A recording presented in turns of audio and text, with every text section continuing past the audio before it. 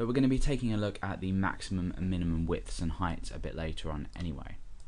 Okay, so for the rest of the options, I'm going to remove the bigger box just so we can see everything a bit better. So I'm going to get rid of the bigger box from here. And now again, we're just left with the smaller box that we can still resize. So let's go ahead and take a look at some of the other options that we can define in here. Now the first one we're going to look at is animate, and we can set this to either true or false. By default it's false. So what's going to happen here is when we drag, we don't actually see the drag happen, but when we release, it resizes to the size that you've defined.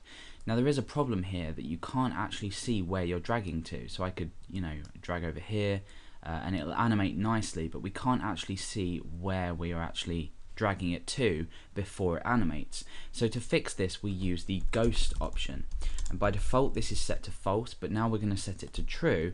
We'll actually see a lower opacity version of the div that you are, or the element that you are resizing before the animation happens. So you can see that at the moment I'm dragging that there.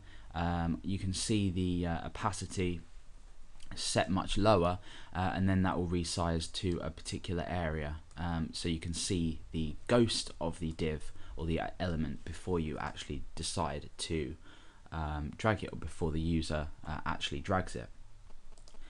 With regards to the animation, we can set a few different properties here. So for example, we could set animate duration, and this just is the speed of the animation in milliseconds. We can also specify things like slow, medium and fast, or sorry, not medium, normal and fast. So for example, if we were to set the animation duration to slow, when we go ahead and resize it, it's well, that's classed as slow.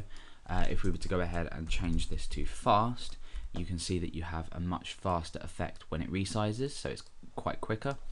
Or you can go ahead, like I said, and define this in milliseconds. So we could say 50, for example, which would be extremely quick, and when we resize, it almost snaps to it.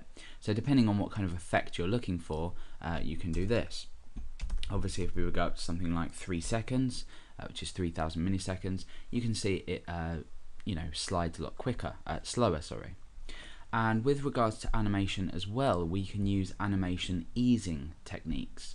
So we can also define animate easing, and you can set it to, by default it's set to swing, but you can set it to linear. So let's just check out swing. That's the default option. You can see, particularly when it's very slow, that as it gets towards the end it slows down. So it's almost like a graph that starts low.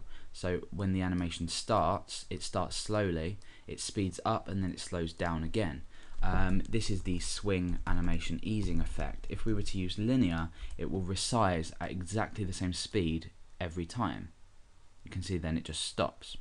So depending on, again, how you want it to look, this will just slide at a constant pace as opposed to swing. So I'm just going to remove this animation duration and remove this animate easing so we can see some other options. Now another useful option is the aspect ratio. If you're trying to maintain a particular aspect ratio, you can go ahead and turn this on. So for example, if I was just to say true, what will happen now is I can't resize out of the actual aspect ratio, the original aspect ratio of the object or the element. So now that I've set this to true, I can't actually move it. For example, I can't resize from the sides. The aspect ratio is maintained. But however, with the aspect ratio, you can also predefine an aspect ratio that you want it to adhere to.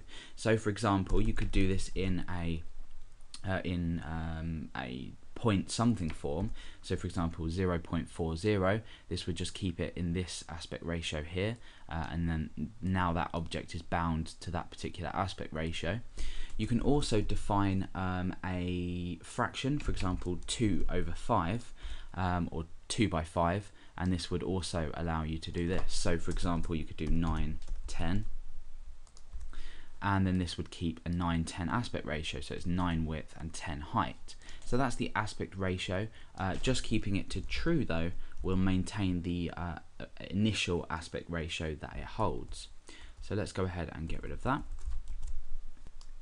Okay, so back onto a more aesthetic option, we're going to go ahead and enable auto hide. Now what auto hide does is it hides the tiny triangle that you can see in the corner of this div until the mouse is hovered over the element in which you are resizing. So if we were to set auto hide to true and we refresh, you can see that the triangle has actually disappeared. However, when I hover my mouse over this particular element, the small triangle appears again. So I can now go ahead and resize this. So that's quite useful if you don't want to show this on, let's say you had a lot of resizable objects, you don't want to show this on every single object.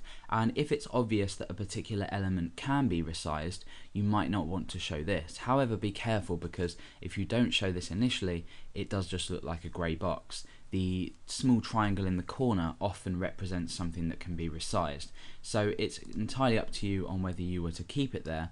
I like to keep auto hide off generally, but again, if you had lots of elements that are able to be resized, it tends to look better when you enable auto hide. Okay, so another thing we can do is we can specify a grid.